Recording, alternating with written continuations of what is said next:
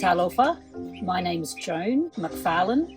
I'm married to Paul Lepo, and I'm originally from Melbourne, Australia, but have been in Samoa now for going on 17 years. So this is home now. I'm Whangali Polo Pesifia o Manea Lepo. Born in Wellington to Samoan immigrant parents. My mother, Sua Siapo Misipope, is from this village. My father, Mau Aotele Etwali Lepo, is from Lepea. I grew up in New Zealand, went to school there. I did a carpentry apprenticeship, and I was a soldier for 24 years. And my mother wanted somebody to come to the family land here in Whasako, so I guess that was me. So we came earlier to have a look. Joan and I, we were living in Papua New Guinea in 2005 or 6, and decided, yep, this is where we were going to come to, we'd like to come to. We came in 2009, November, late November, which was just after, in the same year as the tsunami, in the same year as I think we changed from the right-hand side of the road to the left-hand side of the road. Anyway, Joan decided we go into this accommodation business, so we did a bit of investigation.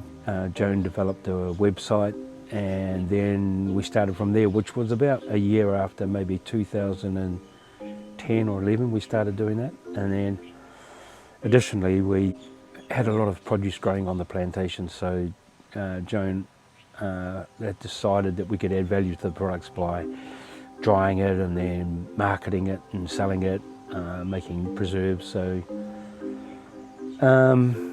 yeah, this is where we are now.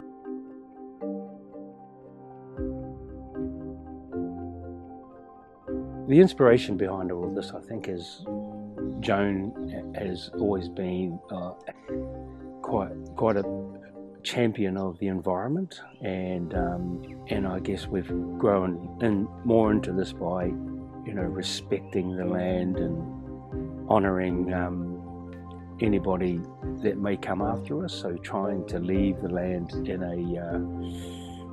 in as good a condition as we can for the next occupiers of the land. We don't feel that we're actually owners of the land. We feel that we're caretakers. So everything around us, the fact that we're organic, the accommodation, the buildings, we try and think along those terms, whereby we try and blend it into the culture, and we try not to overtake it, or into the nature, should I say. Yeah, and I suppose the inspiration, one of the strongest inspiration for me, was my mother, who had this drive and passion about Samoa. Being a young girl growing up in this village and then leaving and seeking her fortune in New Zealand, like a lot of Samoans that are continually doing this, still continue to do this. She always had this burning fire about returning to Samoa, and I guess I was inspired by her, and through her, that's why I'm here. Yeah, every time we go away, or every now and again when we're overseas, we just can't wait to come home. But yeah, the inspiration was definitely my mother, and then the fact that we want to preserve the environment and the land to the best of our ability.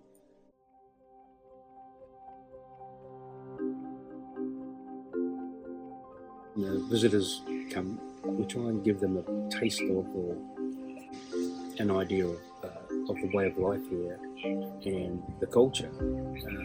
And we talk a lot about the culture and about how supportive and how reciprocal tautua, which is the Samoan word for service. And so what we try and show them is that we tautua to the village, and tautua to the families, and it's reciprocated. It comes back. Right? So this is, I think, is a very important part of the culture, and I think is an important message that we try and pass on.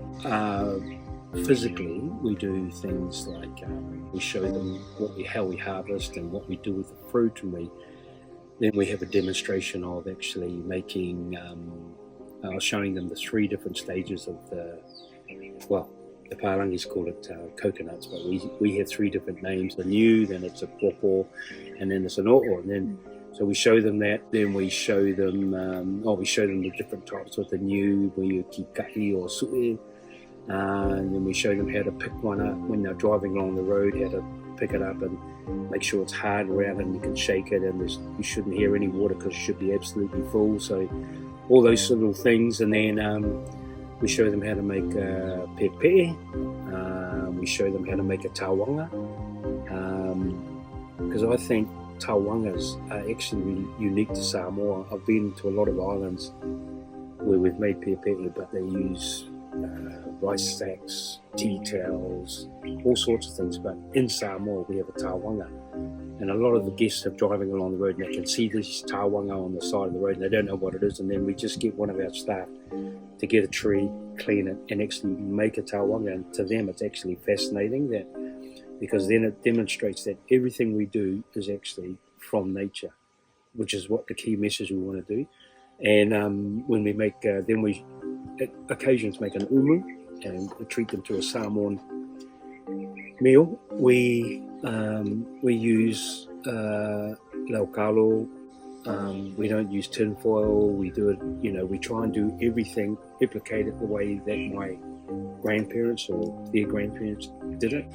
My great grandmother, who came from Safuni, she was in a movie, it was called Moana, Romance of the South Pacific or something like that. And it was about their lifestyle. It was filmed in Safuni. In the movie was how they made pepe, how they fished, and how they hunted for wild pigs, and it was a very, very good pictorial of how Samoans did it in 1920. So we try and emulate that. So what we do is we try and keep it as true to how it's been done throughout history, but with the focus on everything is actually sourced from the land.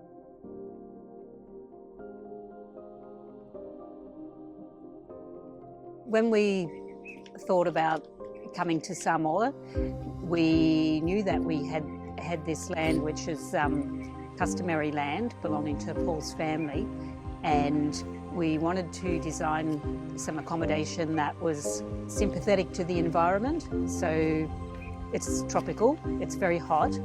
So the original houses that we designed all have very high roofs because hot air rises, and to keep it cool, passively cooler without air conditioning, that was a major reason why we picked the design that we picked. So of course the tourists do like aircon, but the houses are ventilated and the roofs are very high so that the hot air can escape. Also, the way these first houses were designed, it's a little bit like a village, and both of us, we had a couple of different design options, but we both picked this one with a number of peaked roofs looking like falaise situated around. So that was a big part of the decision making on these first buildings.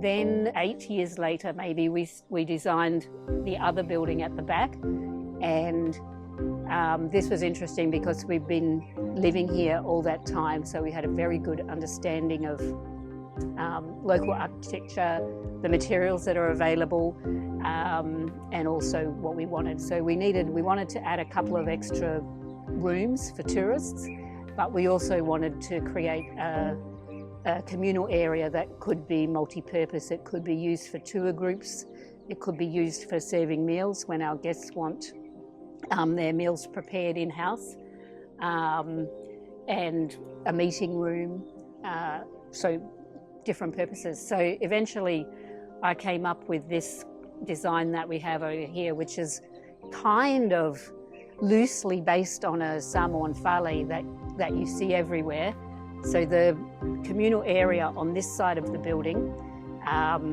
it's not the shape of a ifieleele, but it has open walls and all the ventilation, all the air flows through, and it's actually a very comfortable building.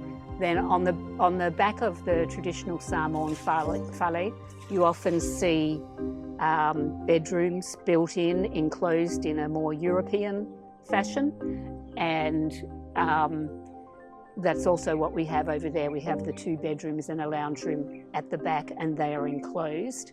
And then just because the plants and the garden cool everything down as well, and they're nice to look at. So there's a lot of greenery around that building, and even in between the 2 halves of the building. So yeah, those are a lot of decisions about the architecture.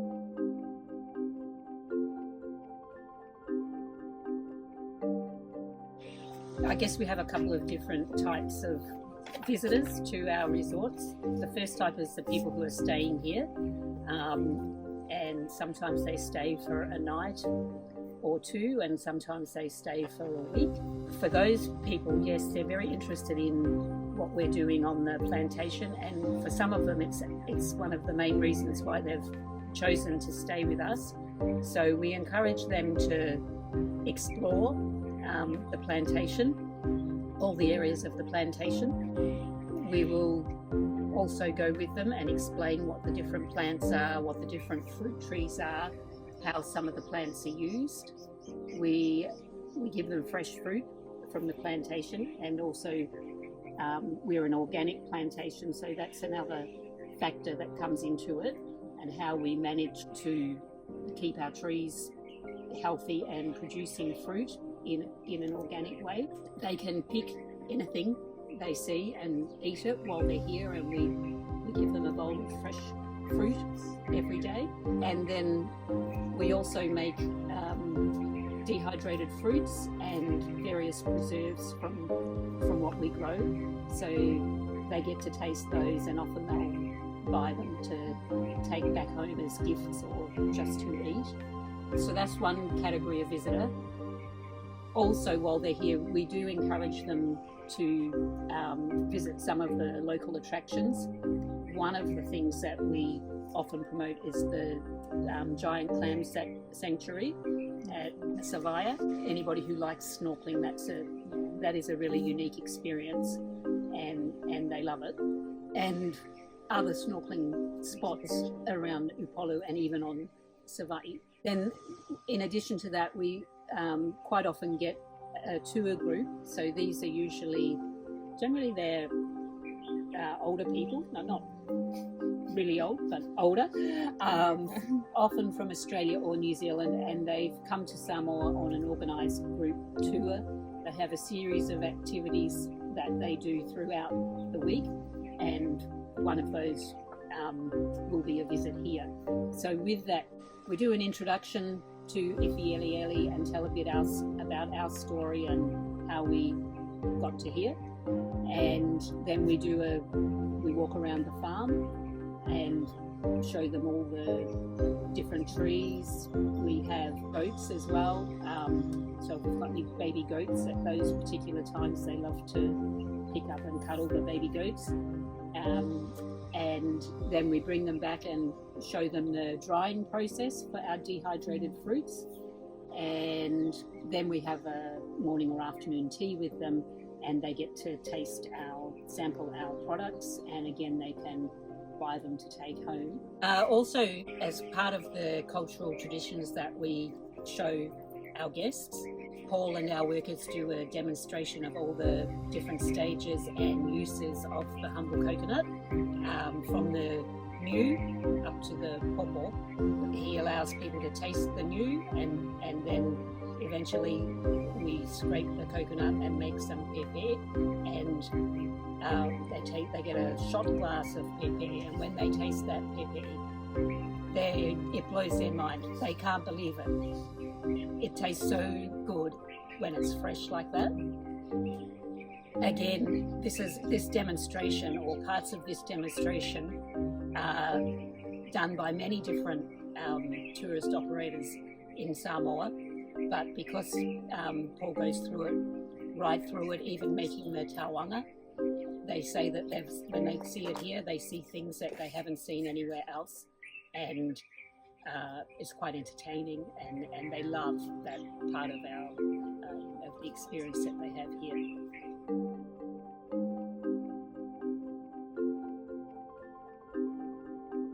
Most of our guests who stay here for any length of time love the place. They love the peace and quiet and the privacy, and the fact that it's in a village rather than in town. It is really quiet, so they appreciate that, and they do love our products.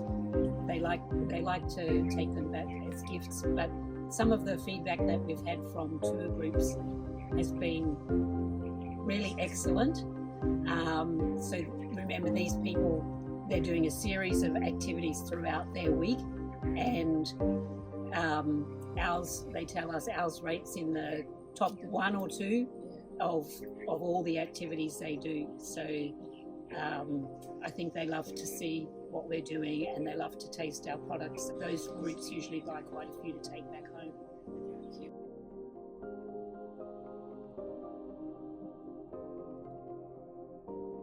Where we get our fruit from for the products that we make, 90% of it is stuff that we grow ourselves.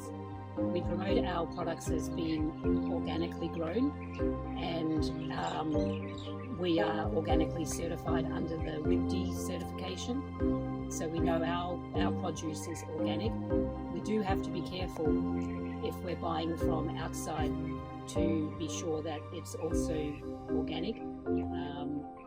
We do love to support other local producers, and those who have organic certification, we can get produce from them when we need it. That's for our dried fruits and our preserves. We make for our guests and serve to our guests. Yes, we also buy locally. Veggies. There's a stall down here in Fastauta, which is run by the Women's Committee. They now have a little shop front, and that's a very convenient place for us to shop, and we know that we're supporting our own village when we buy from them. So that's always a good feeling. And at the moment we're looking at establishing a relationship with the Sili Eco Farm from Savai'i, which is an organic. Their whānau has insisted that the whole village be organic for a number of years now, and so we're looking at developing a partnership with them if we're able to.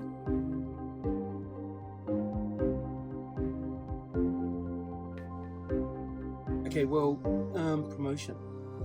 Well, when we first came here 18 years ago, I guess the main emphasis or main tool that people used was a website. So we developed a website. We actually employed a Samoan guy here to develop the website, and then we just tweaked it as the years went on.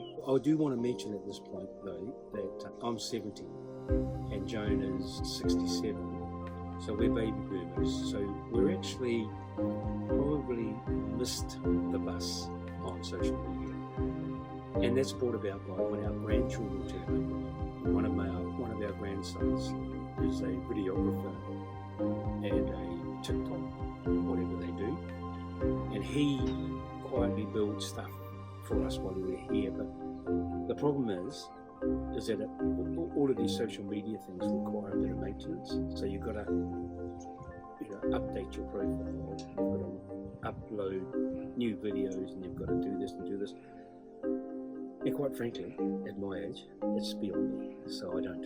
So what we do now, it's probably the website, which sadly not many people go to these days. They like sound bites and video bites on TikTok and those sorts of things.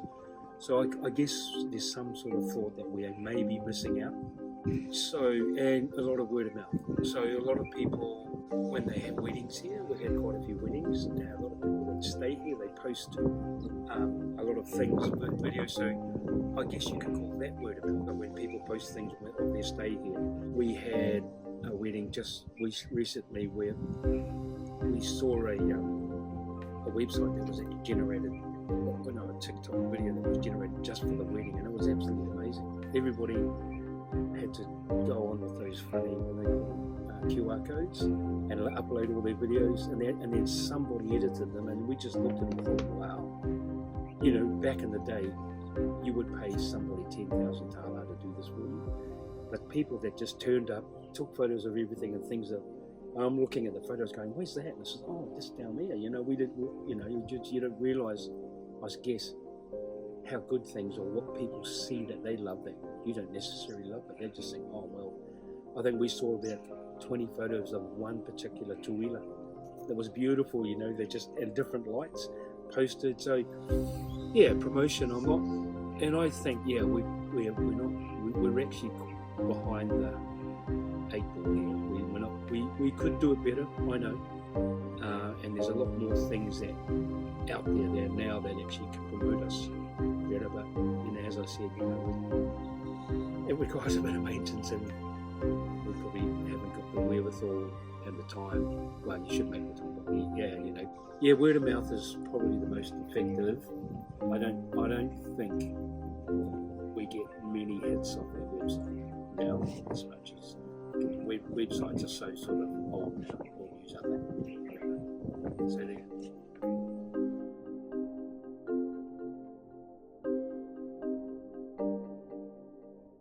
I think I know microtourism is actually really part and parcel tied into the environment.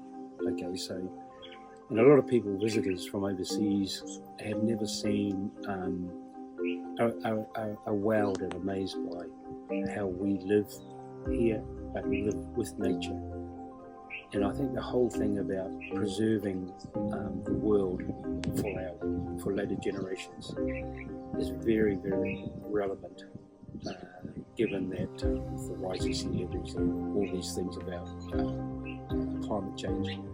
And I think it's very important that people, when they come here, they experience nature, and they experience about the value of looking after the land, and it is, by the way, makes money because people pay to want to see that. We get a lot of people who come here, and in the mornings they go out and we say, well, okay, there's an essie tree down there, we've seen it, and there's an essie that is, pula. We tell them, koikiki, you're nearly ripe.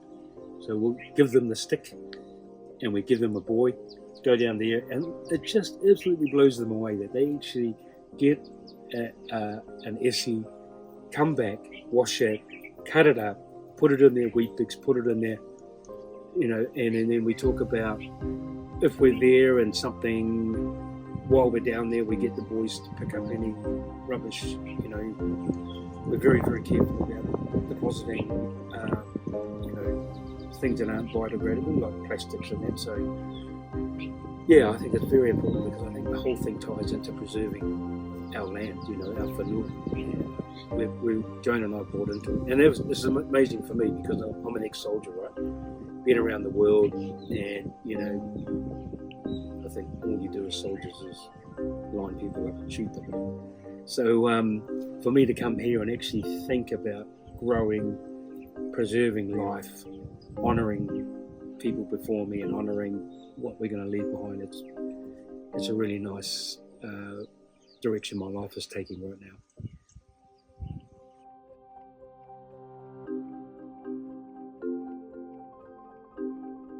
As a revenue earner, I think we may be experiencing, and I'm not sure whether it's just the low of the tourism year, we're probably we're not getting as many from our end tourists these days. So maybe there's probably less money out there for people to take a holiday. We always get VFRs. VFRs are those group of people that visit friends and relatives. So Samoans coming for Salfa'is and Palawilavis. We don't get many of them because a lot of them stay with family. Yeah, I think we think there may be a bit of a dwindling tourism market, So that's one thing. The other thing we're experiencing that's a bit of a problem is staff. We've had quite a few people going VSA. So to maintain the quality, it's a lot of times re-education of new staff, and we're getting a lot of the people that can't go RSC. They're either too young, or they're too old, or they've got criminal records. So yeah, staff, and it's a matter of you get a set lot of core things that you have to do every day, or throughout, for your short-term planning, your mid-term planning, and your long-term development of the place. And it's getting people trying to get them to buy into it again. And the reason why you're doing that is because in about a year's time it's going to look like that. So this is why and the rotation, the continual turnover of staff isn't helpful. Okay. No, I think those are the only things that I can think of with staff. And the other thing, or maybe, is materials.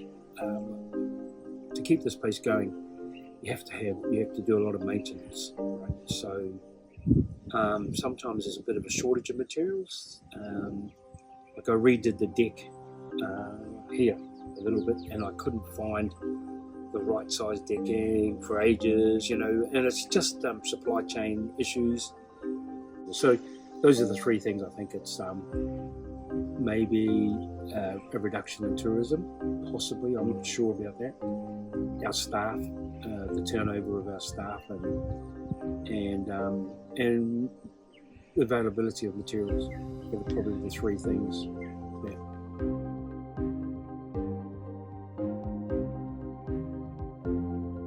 Talk about staff first. I think what we'll find, it's an age-old solution to this, is actually a lot more supervision, right? So if you want a certain quality of product, you should articulate it, communicate it to the people that you want it to do, and supervise it, okay? And that's how you get the things. Like in the army, we used to have this thing called EDI, which is explain. So you explain something, then you demonstrate it, and then you get them to imitate it, right? EDI. So you may have to go back to the demonstration a couple of times. You may go back to the explanation again, but those three principles, right? Imitate it, and then you don't leave them. You actually just keep going there and going, okay, and then reinforcing good behaviour, and then just tweaking things, So staff is, regardless of who we get, I think you can still get a good product if you maintain connection with them, right? And that's even through the way you manage them. I mean, try not to yell at them too much. Try not to, and you've got to be engaging. Otherwise, they just shut up and turn away, right? So you've got to, if you want something. So with tourism, I think we could. I would think that we need a bit of a national push, from the national perspective, like STA, Samoan Tourism Authority. Maybe, they do a lot of, I suppose they do a lot of work about promoting Samoa. I think what you guys were intimating earlier, maybe we could do a little bit more work on social media, okay, and that may help us with the tourism numbers, because as I said, I don't really know whether tourism has dropped or we're not getting many. I'm not sure, but I have spoken to Nathan, who's at Thomasina. I've spoken to a couple of other people at Amanaki, and they say yes, they are noticing a dip as well. So maybe there is one. Okay, traditionally this is a dip for us. School holidays are big, and they say, yeah. On materials, well, I think what we do really is that a lot of the building solutions that I come up with are based on what's available here. And I'm going to tell you, Bluebird are doing great things. SMI are doing great things. They're actually, there's more things available, so it gives them more of a variety of building options. So, and I think those are the three things that we can mitigate and help alleviate or lessen the challenges.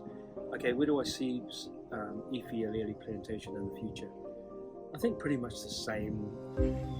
I think we've sort of got to a point now where it's just maintenance. We're we've got to a point where, in its current form, it earns, it supports itself.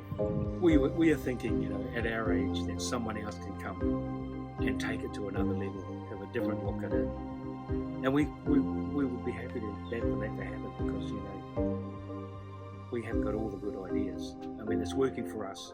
The future, I'd like pretty much to keep, because one thing about tourism, you get to meet a lot of people and a lot of nice people, and hopefully we're nice in return. From the plantation, we'd like to see it continue as it's going, promote Samoa, promote the environment, employ the people, support the village, tell tour to the village here, tell tour to the family. Yeah, that's where I see the future.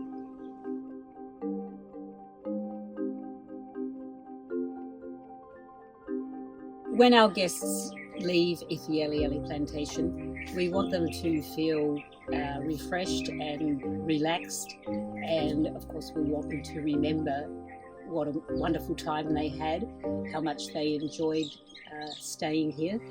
I guess the hospitality and just the feeling of being comfortable and loved while they're here is what we like them to leave with. Well, I like them to see Samoa as it is.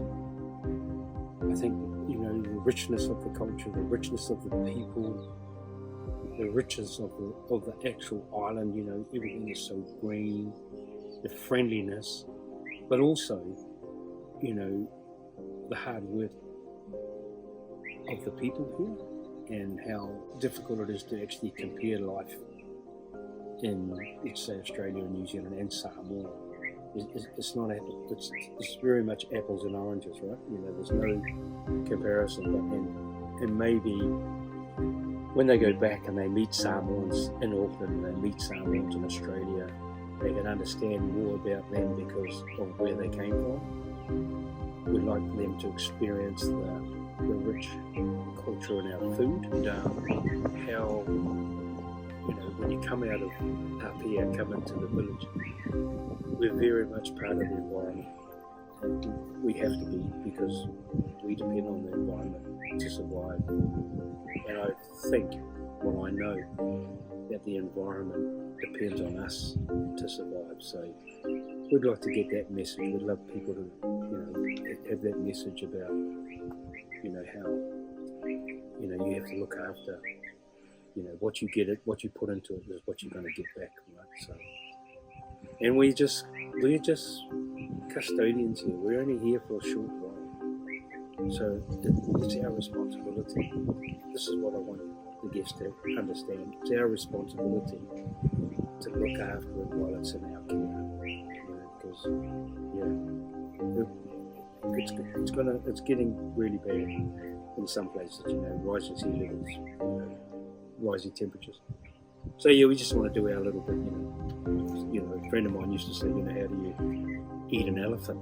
You go, what? You go, one bite at a time. So we're just doing our one little bite and our next little bite, just little bits at a time to do our part.